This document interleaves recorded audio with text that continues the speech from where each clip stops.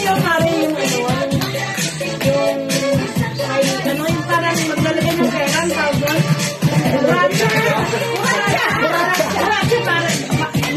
kuratsa nga eh. Sanay ako sa kuratsa nga. Hindi ba sa kayo? Akin nga yan, eh. Marunong pa kayo sa steps ko. Yan! Unang, para ka sa